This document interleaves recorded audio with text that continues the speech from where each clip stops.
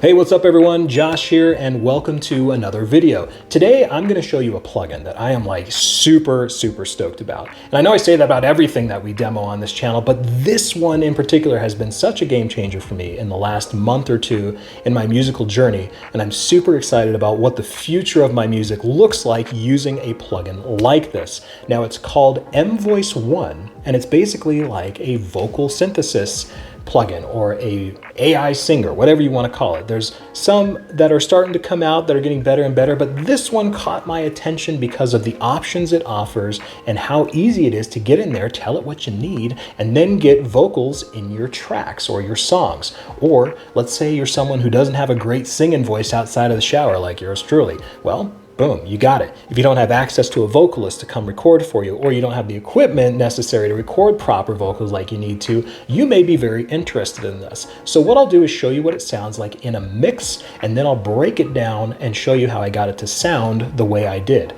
Let's take a look here.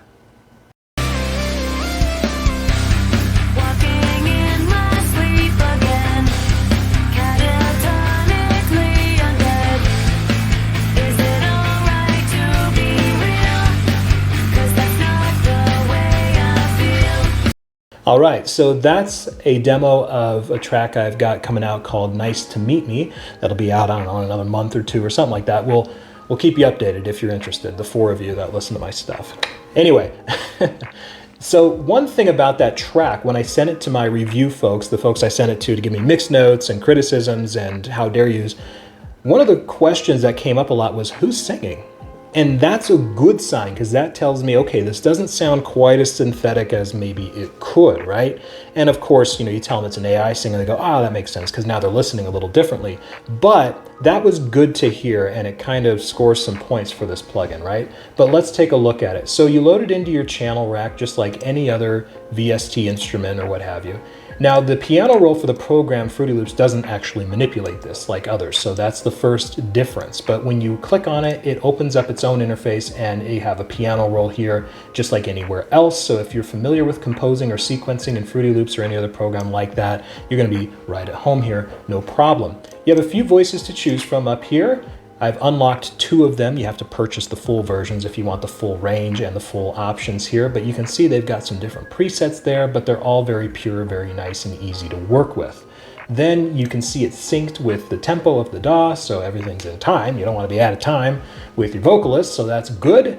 And down here is where you start to manipulate things. Now I've got this little line loaded up here, and you'll see it's 3 words and I've got 3 different note changes, and this is what it sounds like. I'm not real. Okay, apparently she's not real. We didn't know. Oh my gosh, the secret's out. But basically you tell it what you want down here. You put the notes in just like any other piano roll. You tell it how long you want it and all that, and then you tell it what you want it to say. So you do have to take your time and make sure that it's sequenced the way you want. If you want to preview a note, you have to click it and then do Control P. And then you can kind of keep track of where you're at there. So you'll have to dive into the timings and all that stuff like you normally would for any other synth. And it's very intuitive. That's where it really makes its money in my book, is I can tell it where I want the note changes and the lengths, and it intuitively knows where those syllables are, and it does what it needs to without me having to think about it too much. So that's my favorite kind of thing.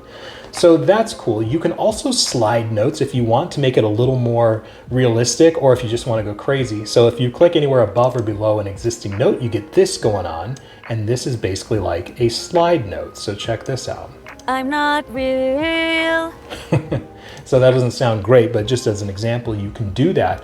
Or you can also vibrato. So this tool up here, this little hook squiggly looking thing, that's technical terms. If you click on a note and drag it across there, you'll now have a vibrato here. So check this out. I'm not real. Again, a very dramatic example, but just to demo what it can do. And then if you double click it again, it takes it away. So you have some cool options to help these not sound so straight on and so boring, really. So that's kind of how you use it on a very basic level. But let's go to the part that's actually composed here so you can see what it looks like in action. So we've got this part loaded up. This is the verse of the song. And keep in mind, again, this is all unprocessed vocals here. Walking in my sleep again. Catatonically undead. All right, so you can see here, walking in my sleep again, right? That's where we have these different note changes, and we have basically a little run going. So I just tell it what I want, it intuitively reads it. I don't have to do any more work than that. Now over here, this was interesting because I have two weird words, catatonically undead, right? I know, I'm not a great songwriter, but those two words, it didn't have in its dictionary. So for instance, if I take the word undead and then do that, it gives me this error or this red highlight saying, hey, I don't know what that is, man. So I have to get creative here and do un and then dead, catatonic, and then lee, and there you go. One cool thing also about this that I want to mention is you can change the pronunciation of the words. If you right mouse click on any of them, you have different pronunciations. Walking. Walking. You know, you're walking, I'm walking here, all right? So you do have that availability, or you can edit them, lots of flexibility to make it sound the way you want. But this was an example of something that you may have to do to kind of work around whatever minimal limitations the plugin or the dictionary might have. Okay, so let's go to this part right here, and now you'll hear we'll have a little bit of a harmony going on. Sorry for the dizziness, there we go. Is it alright to be real? 'Cause that's not the way I feel. All right, so how do you program a harmony? Because as we looked earlier, you know, you can't put a note up here because it thinks it's a slide. So what you have to do is load a second instance of the plugin and then do your harmonies in here. So this one I have just for the harmonies.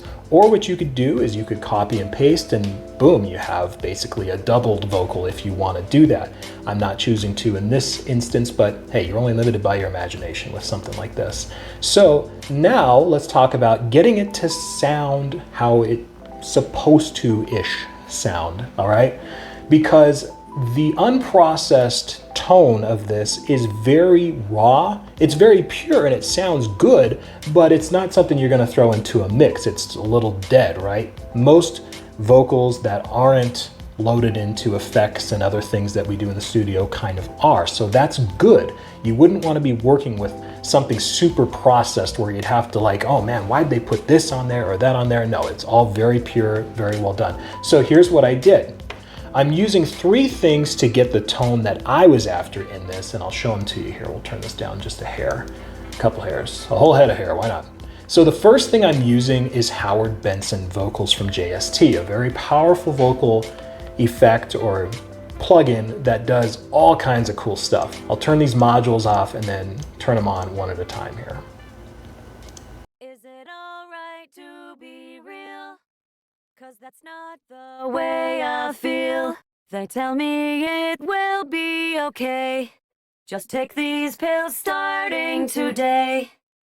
They might alter what seems real, but you'll love the... So you can hear as we started to turn on all these different modules, we got more volume, more width, we got a little EQ on there, we got some delay, and I really like the delay because it kind of puts a cushion on the end of her phrasing and it makes it not so dead, right? So that adds a lot of life to the vocals. We're using the width also to really get a lot of space out of it. So turning it off, and then on again. So Howard Benson vocals is probably 90% of the vocal sound that I'm able to get here. But I'm also using two other things that just add little subtle bits of magic, if you will.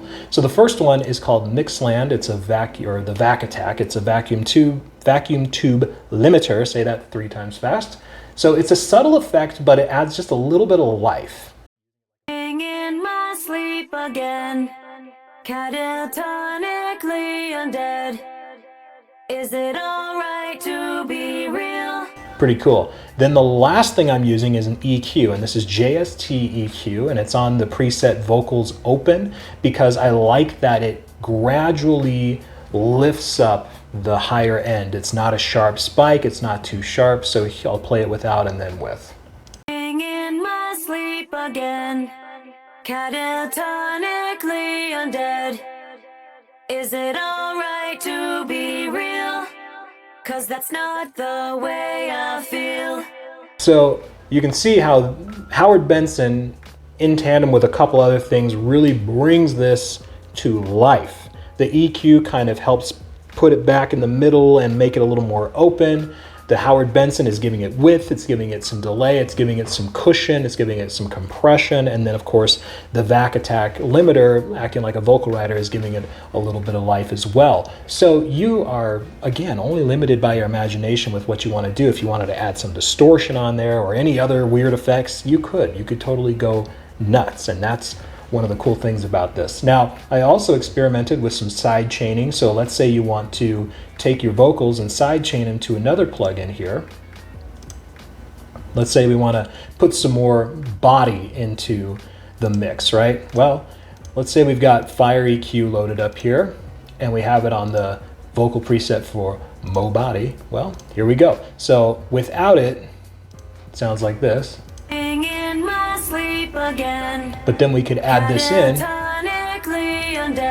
and we could, now because we're side chaining it, we have the ability to really control the mix level of the effect. Real, 'cause that's not the way I feel. They tell me it will be okay. Just take these pills starting today. You know, you get the picture. Now on the actual mixed song here, I don't have the side chain going, but I did experiment with it because why wouldn't you? And again, you can take it from this very unprocessed, you know, thing that doesn't sound wonderful for a mix, that is, right? And you could take it to this. In my sleep again.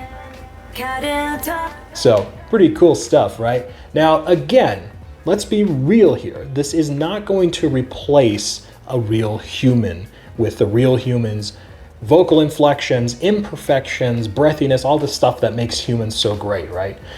It's not going to do that. That's not its purpose. But let's say you're trying to write a vocal melody for a singer that's going to come in eventually and do it for real. Well, now you have like real lyrics. You don't have to sit there and put it on like a weird synth and say, look, I hope you get the picture. Here's the pad of paper with the notes on it. Can you kind of match that? No, you've got it right here. And as someone, again, myself, who's kind of a solo dude in the studio, you know, these may not be top amazing vocals, but I can release something that has vocals, and it ultimately is a really great challenge for me because it allows, or it kind of forces me to think differently about how I write, the mixing that I'm doing with different instruments, the structure of the song. All of that stuff is now possible because I can load something like this up and use it. So hope you enjoyed our little presentation of this Emvoice One plugin. Again, I'm really excited about what the future of my music looks like and other people I know that may want to use it, because now we can just kind of do this stuff, right? Technology is amazing. So I'll leave a link to in the description to this plugin or its website. And if you want to see more cool content like this, like, subscribe, comment, all that fun stuff, and we'll see you on the next video. Thanks for hanging out with me today.